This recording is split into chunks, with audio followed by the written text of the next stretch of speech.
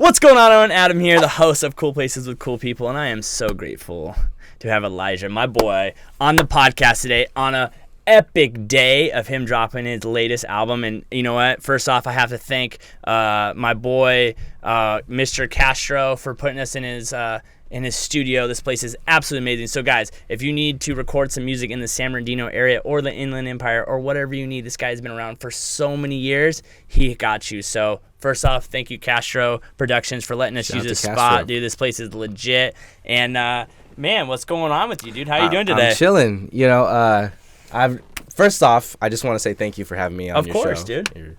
Your podcast show. Yeah, so where do we start? You want me to for sure, man. So how has so tell everyone about you, man. How did you get started in the music industry? What's going on with you? Well, I started off as a producer. I was just pretty much like selling beats to rappers and whatnot. And I went into the transition of being an actual songwriter and being an artist.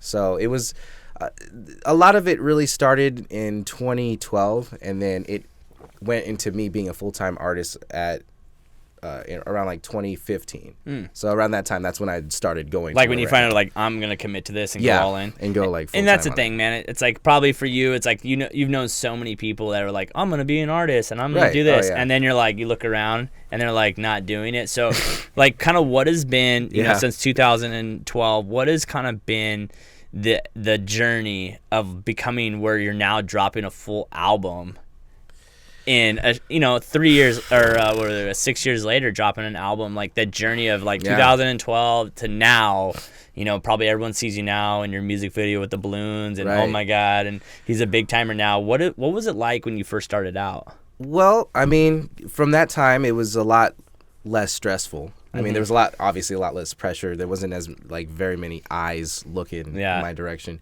But I mean, I guess you could just say that it was a lot more simpler, but now it feels like it really has been my calling. Yeah. You know, because in a weird way, it's like, you know, you're starting off and you don't know what you're doing, and now, like, you know, I'm signed to a PRO, which means like I have like music rights taken care of. So I cannot use your music on my videos. Fucking sued. Got it. No, I got you. Do not use his videos, bro. Don't even trip. I got you, Adam. Don't even trip. I got you. He needs to make his beats later. But and I think that's the thing too that I don't think people realize is, like, the higher you get up, it doesn't get easier. It almost gets harder because now there is pressure to perform. Yeah. You know, more people are leaning on you. More people are wondering, hey, you got to come out with a song. That song better be a jam. It better be good. Hey, what's this going on? Well, you're a brand, yeah. Yeah, you're a brand now, more than just like some guy making beats in your garage at night, you know? Right. So what was that transition? Like, what made you think, like, you know what, I'm done giving my beats to rappers. I'm done ghostwriting. I want to be my own person and jump in that. Well, around 2015, I kind of had that sort of like, actually, no, I would even say earlier than that. When I was trying to make income working out in LA, doing odd jobs, I was working 2 jobs at the time as well. So I actually worked at Starbucks. Perfect. And I worked at Cost Plus World Market. So I was doing that. I feel like every person that makes my coffee in the morning is a musician. I just want to let you know that, or an artist, one or the other. Right. Yeah. A lot of artists work at Starbucks. But anyways, just long story short, I was just doing that, and I just felt one day that I, like, something inside of me said I need to do this. You know, it felt like a calling. So I recorded a couple of demos, and at that time, Adam, I was very shy. Yeah. So, like, I was the type of person, like, I was very shy behind the mic. I rather just produce and let other artists take the reins. But I just kind of said, you know what, screw it, I'm going to go for it. So I recorded a few demos, and then one day just something clicked. I made this song called Mariah, and it sort of kind of blew up on the SoundCloud circuit. And that's when locally in Moreno Valley, a lot of people were telling me, oh man, like, this is legit, dope. Right? Yeah, you're dope. Yeah. So I started kind of getting known locally, and from there I was like trying to refine my craft. And from 2016 was when I dropped my first album. Okay. So that was Nightfall. And then 2017, I dropped an EP called Where the Light Meets.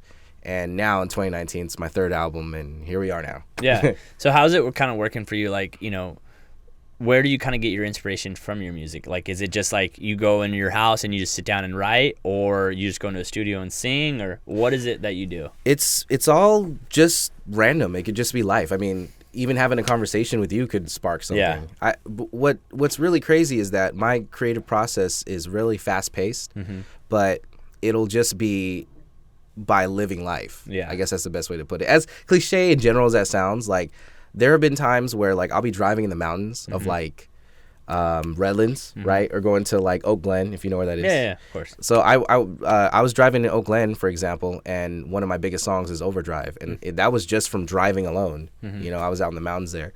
So it's all really random, but usually that's what it really So is. do you not put pressure on yourself to create music? Like, you just kind of just go with it? It just flows naturally. Everything comes through naturally. That's not bad if you're making an album a year, you know what I mean? Based on just like life happening.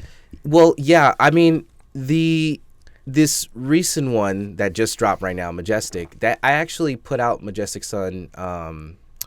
Well, I started on it in 2016, and I was dropping other projects. Oh, before it. Yeah, so usually I start kind of early, you know, Okay. and what I do is like I'll record scratch vocals.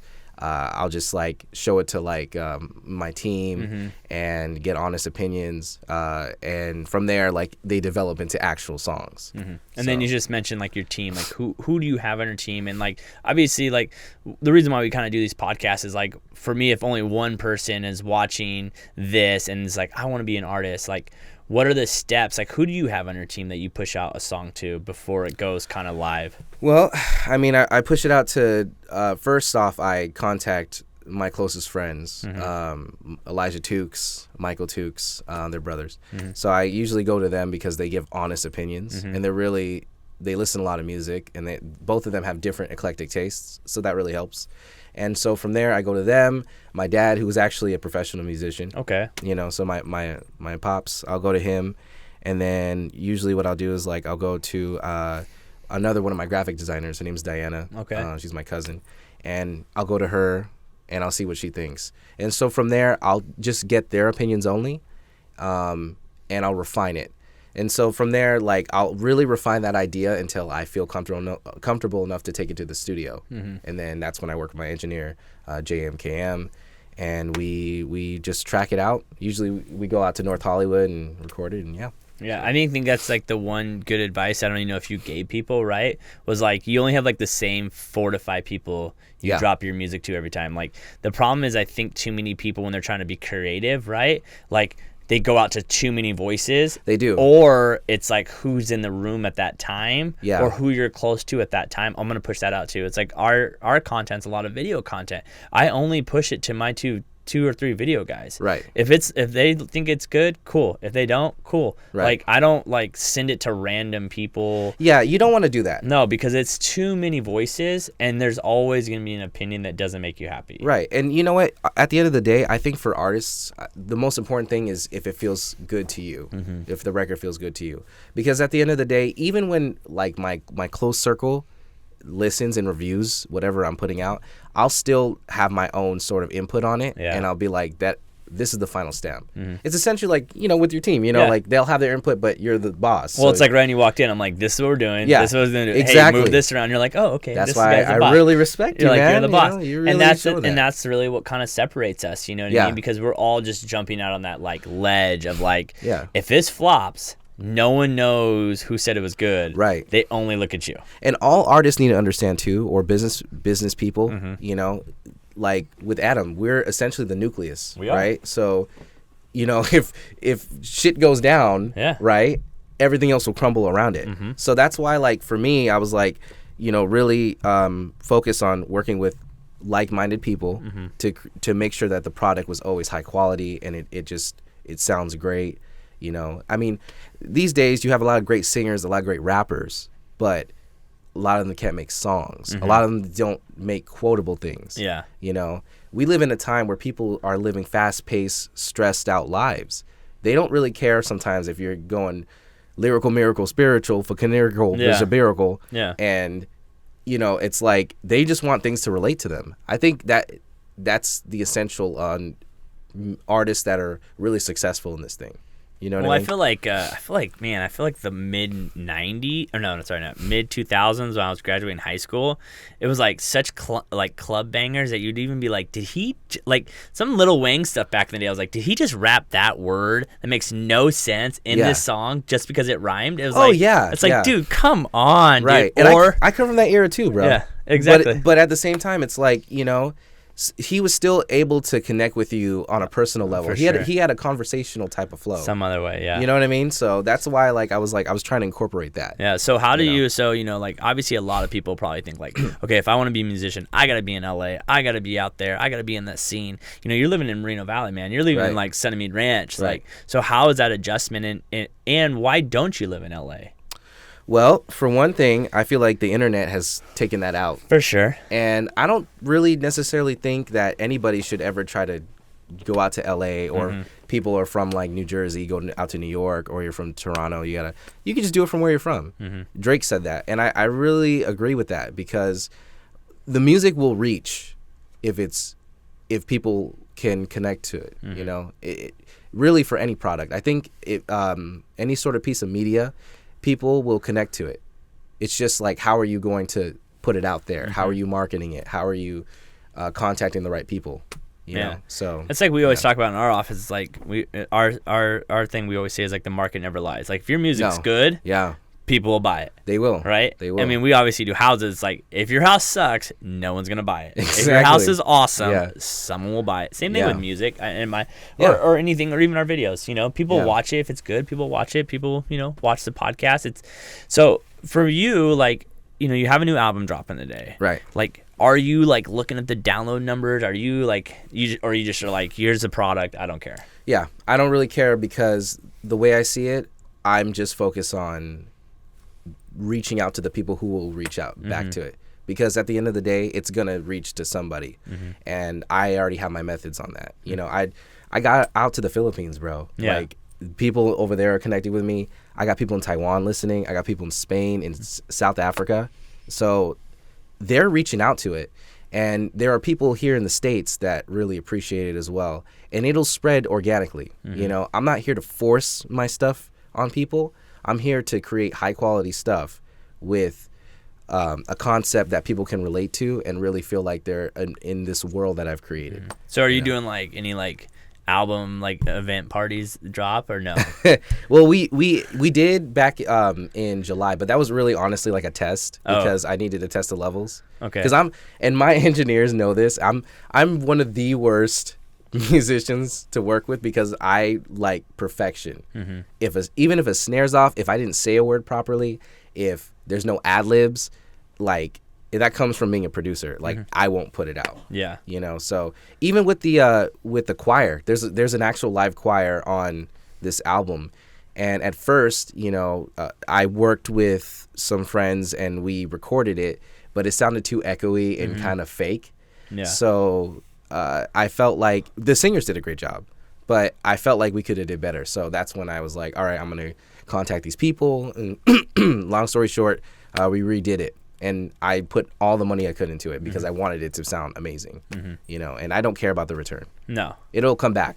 Money will follow you. Always does. You know what I'm saying? So, you know, I always say if you take care of people and you treat people right, then money always comes. Absolutely. It always does. I agree. You know what I mean? And 100%. and it always comes when you need it. Yeah. And you know, and I think that's the thing we kind of were talking before the podcast, you know, like where we all started from. You know, you're 26, right? Yes. 26, and your boy over here is still young too, and it's like, dude, at 28 I was homeless. And so it's like, when you were homeless at what, 21? Yeah. So bouncing around, right? Like, it's almost like I feel like that just creates who you are.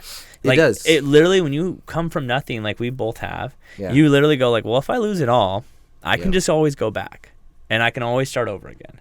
And it's like, if my album flops, cool, I'll just make another one. Yeah, right? pretty much. I'm not gonna die tomorrow. No. And so like right now, like what is it looking like for you, like every day, like as the life in your life as a musician? Like what are you doing every day to kind of show people like maybe it's not as fancy as everyone thinks it is, or like things that people can start doing that want to be musicians, that maybe they need to, like, hey, I'm working at 7-Eleven from like, you know, 10 to 4 in the morning. This is what you need to do every day to kind of what got you to where you're at today. Just being consistent, working as hard as I could, and always thinking about the brand, the movement, and what is always going to drive the next piece of content after I put out something. Yeah. So with, say, for this album, right, I already kind of had this concept in 2016, and I was like, I'm going to stick to this, and I know it's going to work because I already had a who, what, where, and why, and I just had to figure out how it was going to be executed, how it was going to be marketed, and that's usually even what I do on a day-to-day. I'm always thinking about that. And so usually I'll be either cooking up beats, or I'll be writing, or I'll be singing stuff and recording on the mic, scratch vocals. And yeah, it's an ongoing process. I think that is essentially what even drives me, because I'm so passionate about wanting to take a step further. And I have a goal in mind for this, you know, and it doesn't involve just me. It's really trying to get the Inland Empire as a whole to be seen in a different light, because there's a huge stigma, and a lot of artists from here can agree to that. Oh, there's a stigma in everything. Shoot, I used to travel a lot for work, and people were like, "Oh, where you live at?" I'm like, I'd always say Orange County, because right? no one knew where the IE was, anyways. Yeah. And then they'd be like, "Oh, I'm from, I'm from Huntington Beach. Where? Oh, what Right. part?" I'm like, "I'm actually from Riverside." And they're like, "Oh." Yeah, I'm like, see? "Dude, there's nothing wrong with the Riverside and the IE, There man." isn't. And that the problem is that we have a lot of people in the Inland Empire, unfortunately, that have this crabs in a barrel mentality, where they feel like, well, I'm here, there's not much going on, I just want to follow trends, and that's it. But when I was in college early on, I learned that to create demand, you got to create a product that people need. So you're creating the product that people need. And that's where I applied that to my own mindset, where I was like, you know what, I'm going to create a sound. I'm going to create a vibe, an image, and I'm going to sell it, and people are going to want it. And that's why, as I moved forward, I was like, studying. I was studying Jay-Z. I was studying Ye. I was studying Drake. I was studying everybody, Wayne, and seeing what they were doing and what I was doing wrong and how I've learned. And obviously, no one's perfect, but I essentially have taken what I've learned from them and I've tried to mix it into my own thing. So that's why, like, even being a part of this, man, this is an experience. This is a brand. You have a product. People are gonna watch it For sure. But one thing that my father always told me is that it doesn't matter if someone has 1 million views or 10, because each view counts, and that's from somebody individually. Yeah. So those 10 people, they may not always reach out to you. They may not even think about it, or they may be shy to even say, "Oh, I watch Adam's podcast." Yeah. But you've touched them in some way, because you got them to want to watch this. So that's why, like, even for what I'm doing, like, that's what I focus on. I focus on each individual person. I talk to them. I ask them how they're doing, because I care, and I feel like that's what gets them to keep coming back, And I think that's the balance of when you start getting so busy. Yeah. Right? Where that caring is so much harder, because you just start getting so many people. It's Absolutely. like, and it's funny that you say that. Like, I had someone come up to me today. I was at a conference earlier today, and she's like, "Hi, my name's Amy." She's like, "I've been following you on Instagram for 4 years now." She's like, "You're famous now." I'm like, "No, I'm not." I go, "But thank you. That means the world to me," because it's like, she's like, "You have, like, inspired me so much." And such a smart. Yeah. And it's like, I don't know if she's even liking my photos, right? And I think that's the thing. Like, I don't look on how many likes or follows or anything I get, because sadly half the people that are watching your stuff aren't liking it, and they don't even realize it. And so it's so hard for anyone to balance that off of it. So it's like the caring aspect of it is, like, so important, It is. And that's why, like, we hooked up, right? Like, you were like, I know Alan, who I did this with, and he's like, "Oh, you should totally," and then you sent me a DM. I'm like, "Yeah, let's put it together." Yeah. Like, I don't know you that well. I'm not getting that much out of you. And then I'm like, "Oh, he's dropping an album. Oh yeah, let's freaking do this. Let's set this thing up." I'm it's super like, thankful and for it's that, and it's cool, because it's fun, because all you get to do, and you mentioned earlier, is like, dude, I'm just living in experiences. Like, Right. what is the coolest experience I can have today? Right. And this is probably the coolest experience I'm gonna have today. Yeah. Right. Hey, This is same it. here. Yeah. This is it, right? This Same is here. gonna be the coolest experience I have today. Yeah. Then I'm gonna go to BJ's after this, get a little dinner, and then I'll go play with my dogs. There But, you like, then what's the coolest experience I can have tomorrow? Yeah, absolutely. You know? See, we're thinking similar here. We you know think what I'm alike, saying? man. We Yeah. think alike. So, like, Yeah. are you playing a lot live, or what are you do you have any shows coming up, or? Well, as of right now, I don't have any shows in the U.S. Okay. But I do have something lined up in the Philippines in May. Oh, that's cool. So I'm gonna be out there. But I am working on trying to get some more shows out here. I actually am doing, and I guess I can announce this now. I was waiting for your podcast. For sure. Oh, man. Yeah. So I'm basically doing what I'm calling like a live session. Okay. So I have a band. And what we're going to do is we're going to be in a studio doing a live rendition of my songs. Mm-hmm. I'm going to see if the fans like that and if they want me to do shows like that. Okay. So I have 2 background singers. They're amazing. Desi and Tati, shout out to them. I got my drummer, Matt. I got Dez on bass, Bender on keys, Abe on guitar. And we're going to do songs. You know, we got a cover of Justin Timberlake we're going to do. Okay. And live renditions of songs from my album, you know, just to show people like, you know, this album is something really special. That's awesome. So you're gonna like pre-record and then send it out, or you're gonna be all like on Facebook Live? We're gonna pre-record it and send it out. Okay. It's gonna look really good. So that's awesome. We put a lot of time and effort into what we do. For sure, dude. For sure. Awesome. Well, if you need your help with us, we have tons of cameras. So yeah, there you go. We got the full-time media. Work with you guys, man. We got the full-time media team here. Yeah, it'd be honored. So what pay do you guys? Yeah, exactly. So what do you guys kind of do? Like you're saying, you know, like you know, you're doing a show in the Philippines. So when you go over to the Philippines, like, how does that even work? Like, you know, like you just sing your songs, they know the words, and like they do. I mean, I'm like, there are some certain places in that country where like there's a Kiss FM over there, right? Okay. And they actually play my stuff on rotation with Post Malone. Oh, that's awesome. So like for instance, the song Chances that I had put out over the summer, they play it with like Drake's In My Feelings, the Kiki song. Okay. And it's trippy, you know, because it's like, wow, I feel like I'm really on a lineup.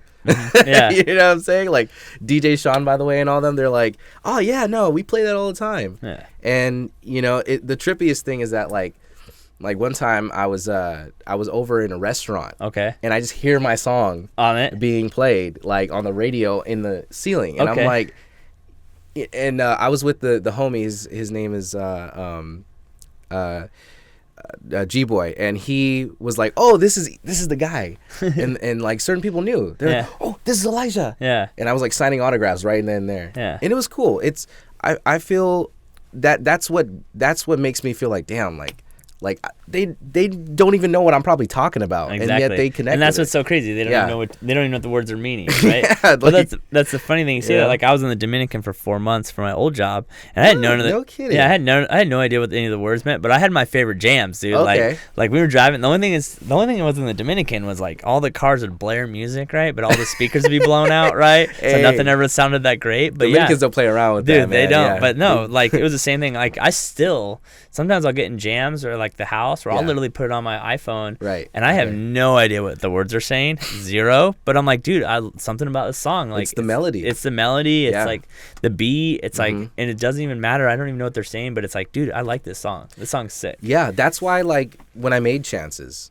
that record has very simple English, and I made that for an international reasoning. You know, I wanted people in Belgium to listen. I wanted people in freaking Egypt to just, you know, that's why like I do records like that. But I also understand what's liked here. So a lot of my fans here are like, oh, I loved Unforgiven. I love, you know, which is more complex. Yeah. There's more complex flows. It's more intricate. So, yeah. So you know. So how are you trying to like? Do you have like a team pushing out your stuff, like to try to get more people knowing you here, or are you just literally just dropping music? It's just me. Yeah. You know, sometimes I have some help with my cousin, but for the most part, it's just me. Yeah. You know? So I'm just putting it out, just trying to put out the right time, you know.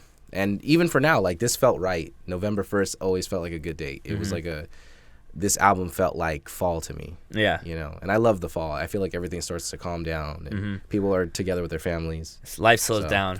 Yeah, I would even tell my label that when I'm signed. Yeah, I'm not signed yet, people. So if you're looking to sign him, yes. I mean, the funny thing is, like you say that, like I'm so ready for the last 2 weeks of the year. Yeah, those are like the slowest 2 weeks of the year for me, where I'm just like, dude, I just need to like unwind, because it gets so hectic. It does. It gets really hectic. So what is it? So moving forward, you know, you just dropped an album today. What are you trying to do in the next few months to kind of get things even like, you know? A lot of surprises, a lot of cool content. We're actually working on, because we just dropped a music video today Mm-hmm. for that song Chances. So I hope everyone checks that out. Yeah, for sure. It'll be in the, hope you check it'll it be out. in the link for sure. It'll be in the podcast. I hope you guys check it out. It's pretty awesome. We'll share it on all our platforms today. Okay. You guys are the best. Yeah, we'll for sure do that. But yeah, so we're working on the next music video, trying to get like a celebrity on it. Mm-hmm. So we got some connects. We're trying to see how that works out. Isn't it funny, or it just really comes down to who you know? Yeah, it really does. Exactly. Like we walked in It earlier really today, does. and we're friends with a famous rapper named T-Bone, Yeah, and, right. and his dad knows someone that wants to play with T. Okay. And they're like, yo, you know T, like, can you make a call for us? And it really just comes down to like who someone knows. Yeah, absolutely. I mean, everything really, especially in the workforce, whatever you're trying to do. It's crazy, right? Exactly. You know? So where do you normally record when you're in Moreno Valley? Do you go out to North Hollywood, you said, or? Yeah. So, I again, if any artists on the rise or in the future, any like new fans are listening to this, if you're doing music, yeah, I go out to North Hollywood to do the final vocals at Neighborhood Watch Studios. But I normally just do it in my house. So what I do is like I'll just record vocals and I'll make it as good as I can, and then from there I'll listen to the record, blah blah blah, push it out to my inner circle, and then when I feel like it's a song, I'll take it to North Hollywood to do it there. But I started off recording just for my house, and I learned how to edit my vocals myself. Okay. You know, and I think that DIY aspect was great because I learned a lot. You know, especially when you're in like a studio setting, and you know, like a lot of artists, they don't know the actual terms for what they want. So like my engineer would tell me, oh, you know, I want to sound like Sonic the Hedgehog, and they're like, what? You know, but what they're saying is they want to digitize their voice. They want to sound like a robot. Well, it was crazy. We walked in here before you showed up, and one of my videographers, Adrian, his dad owns a studio here, Right. And he was working with someone, and he was like, "Oh, try this," and they'll throw a little bass up here. No, and I'm like, just sitting there watching it, and we get done talking. He's like, we were talking. And he goes, that's 20-something years of like listening to songs. He's like nothing can replace what I just did right there because I can just hear it. He knows. He just knows. And it's the skill of that, like just knowing and hearing things, it's like irreplaceable. It really is. For sure.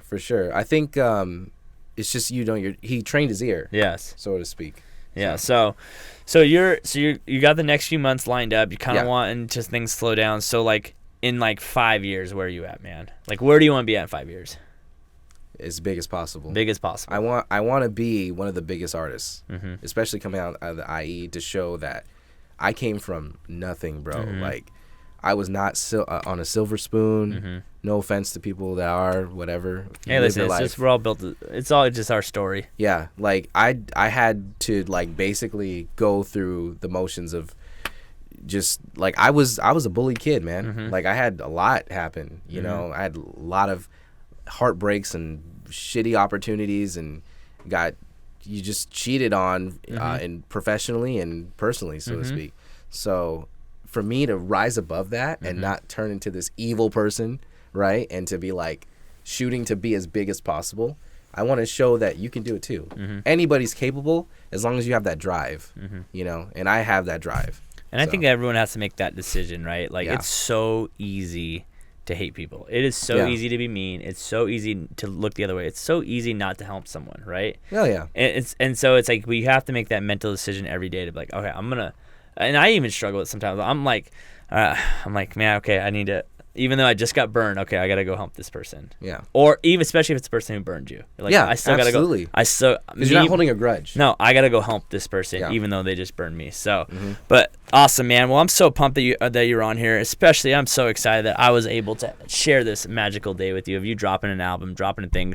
And remember, guys, everything will be in the links below, right? His IG, where you can get the album, his music video, and all that stuff, man. Like, you know, when you're listening to albums and you're listening to music, just realize there's so much more behind it. And that's something I will say I've learned so much from you today, is that like how much is actually behind your music. Yeah. And that's like super impressive to me because I feel like meaning is more important than anything else, not just words on a paper, dude. So I really appreciate you being on the show today, man. Well, thanks, you. Man, for sure, dude. Appreciate it. For sure, dude. Loved it, yeah. And there's going to be some big things dropping from him soon. And dude, for what I've seen in the music video stuff I see, there's no reason in 5 years you're not just crushing the scene, dude. it. So, and we're here to help you with everything. So remember, guys, thank you so much for watching, and we'll see you next time. Peace.